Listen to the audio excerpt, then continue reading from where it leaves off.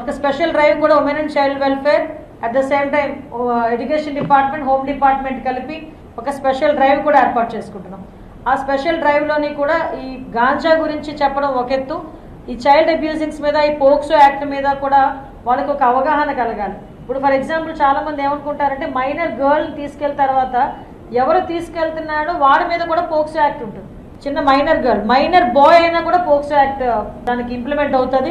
ఇలాంటి విషయాలు కానీ మ్యాక్సిమం ఎక్కడెక్కడ ప్రాబ్లమాటిక్ సెంటర్స్ ఉన్నాయి, ఈవ్ టీజింగ్ని మనం అరికట్టడానికి కానీ వీటన్నిటి మీద కూడా పక్కా ప్రణాళికతో ముందుకెళ్ళడానికి సిద్ధపడ్డాం. దీనిలో భాగంగానే ఏఎస్ఆర్ జిల్లా కూడా నేను ఏదో ఒక రోజు కంపల్సరీ విజిట్ చేస్తా.